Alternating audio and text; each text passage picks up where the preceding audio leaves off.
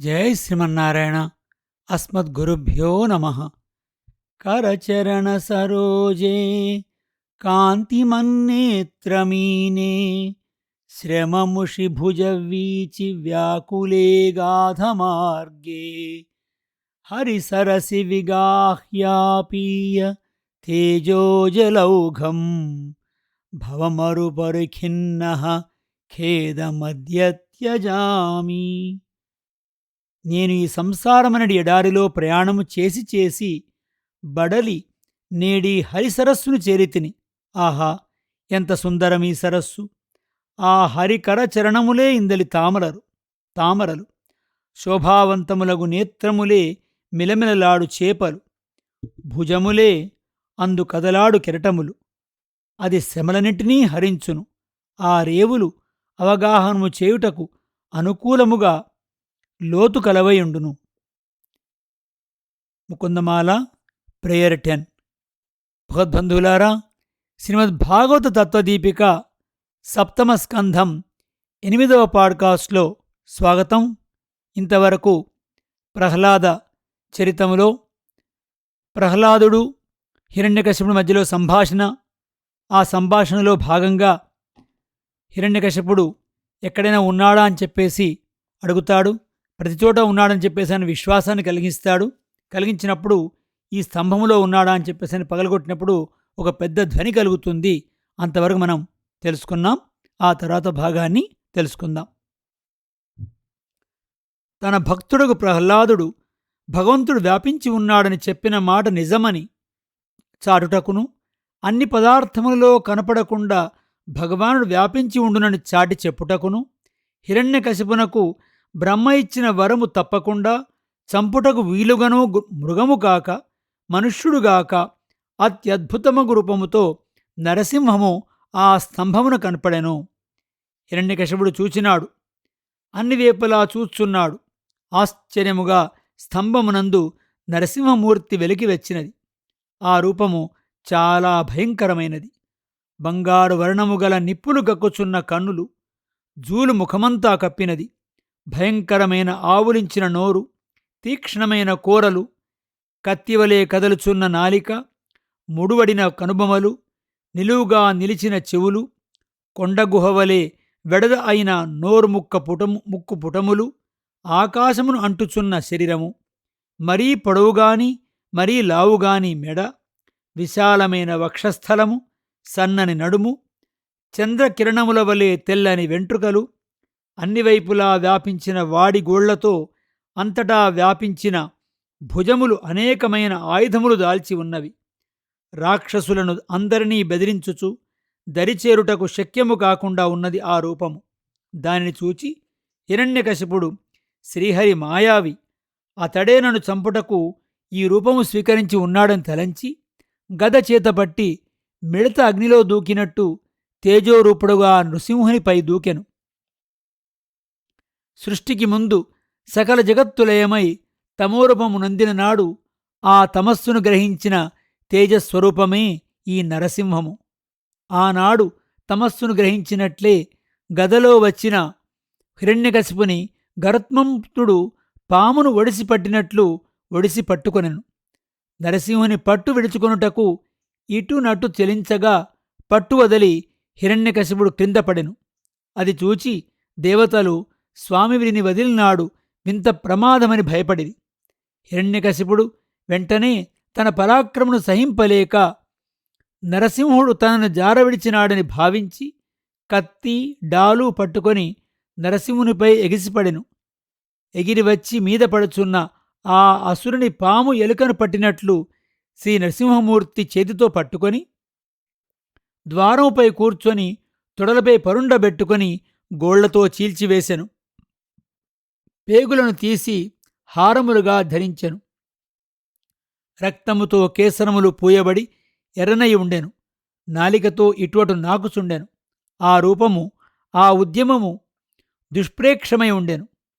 ఇట్లు భూమిపై కాక ఆకాశములో కాక తొడలపై నుంచుకొని అతన్ని చంపెను. అతని వెంట ఆయుధములతో వచ్చి నిలిచిన అసురులను వేలొకలేని మందిని హతమార్చెను. ఒక్కసారి జూలు విదల్చెను. మేఘములు ఎటునటు చెదిరిపోయినవి. తీవ్రమైన చూపులతో పైకి చూడగా గ్రహములు కాంతిహీనమైనవి. ఆ నృసింహుడు ఊపిరి వదలక ఆ గాలికి సముద్రములు కలత చెందినవి. ఆ సింహగర్జనకును దిగ్గజములు భయపడి మొరపెట్టినవి. జూలు ముఖముపై పడుచుండగా పైకిగ జిమ్మినప్పుడు ఆకాశములో సంచరించుచున్న విమానములు దూరదూరముగా తూలిపడినవి.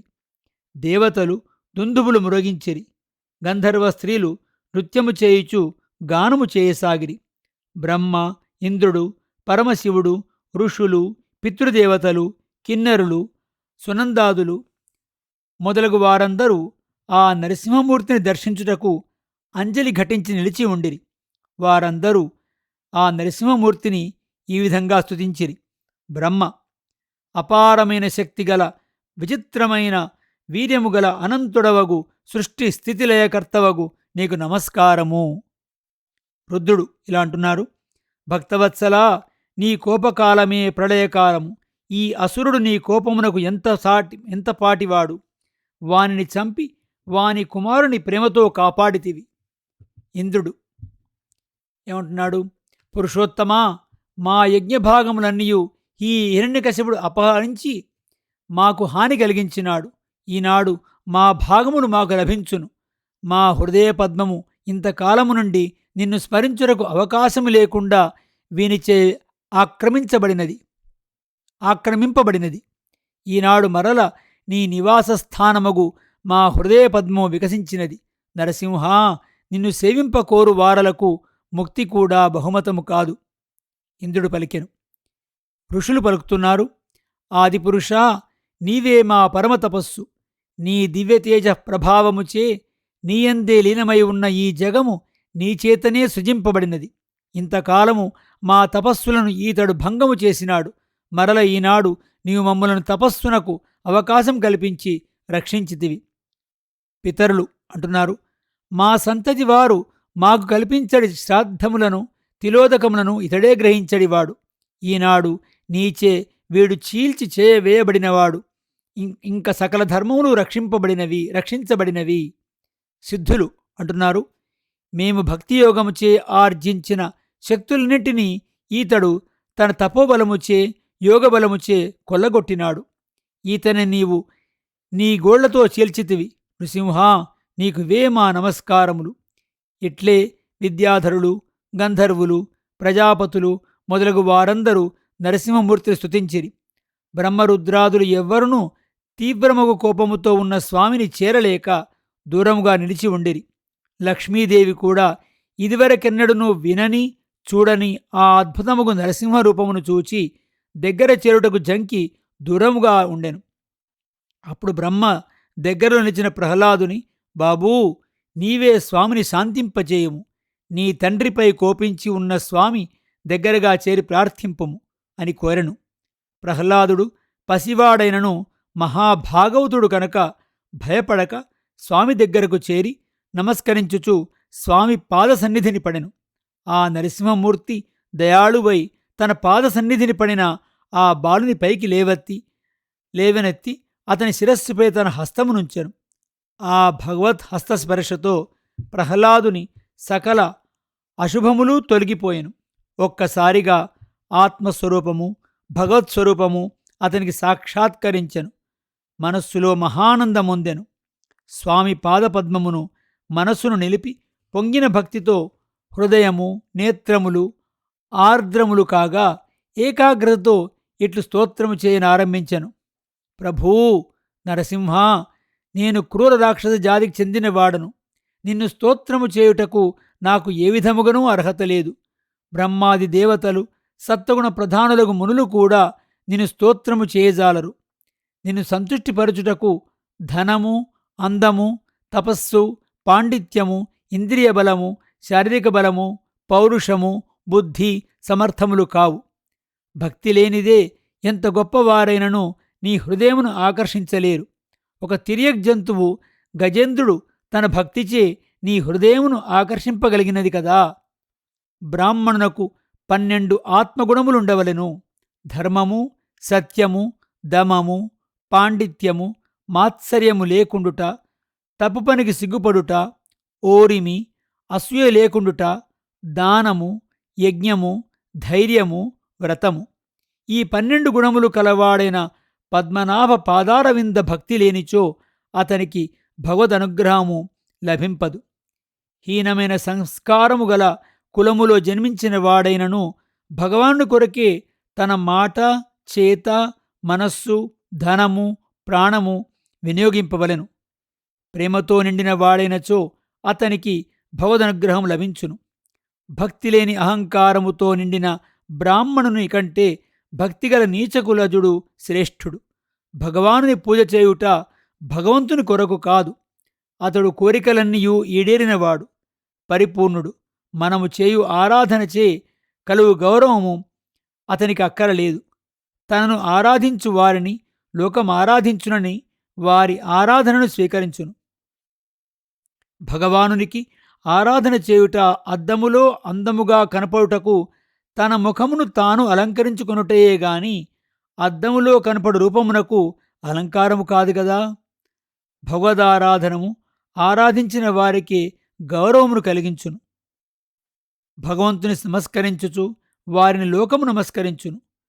తనకు గౌరవము కావలను అనుకొనువాడు భగవానుని ఆరాధించవలను. ప్రభు, కోపమును ఉపసంహరింపుము. ఈ అసురుడు అంతమొందింపబడినాడు. తేలును, పాలును, పామును చంపుట మంచివారికి కూడా ఆనందమునే కలిగించును.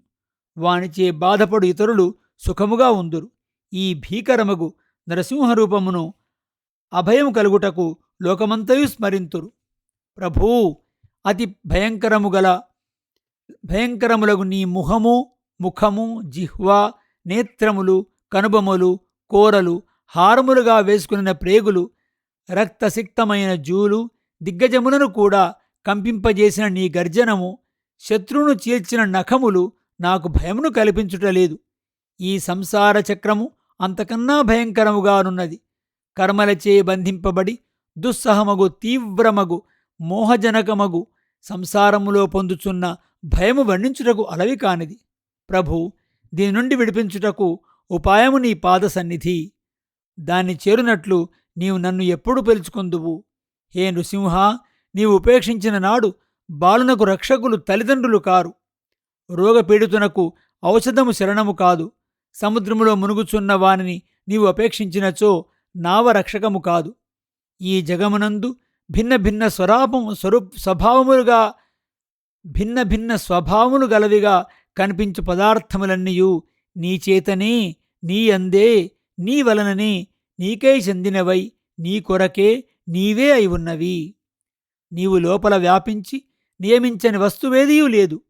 అట్టి నీవే ఉపాయమని మనసారా నమ్ముట తప్ప ఈ సంసార చక్రము నుండి బయలుపోవుటకు వేరొక మార్గము లేదు. ఈ సంసారమును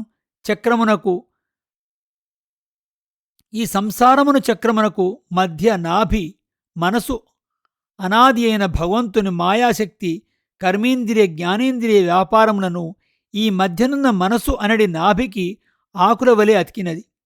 కాలము, సత్వరజస్తమో గుణముల సహకారముతో ఈ చక్రము తిరుగుటకు నేమి వలె సాయపడుచున్నది. ఈ సంసార చక్రమున పడి ఉన్న జీవుడు దాని తిరుగుడు నుండి బయటపోవుటకు నీ పాదములను ఆశ్రయించుడు తప్ప వేరొక మార్గము లేదు. తర్వాత ఇంకా ప్రహ్లాదు చేసినటువంటి స్తుతిని మనం మరొక పాడ్కాస్ట్లో తెలుసుకుందాం. జై శ్రీమన్నారాయణ. అస్మద్గురుభ్యో నమః.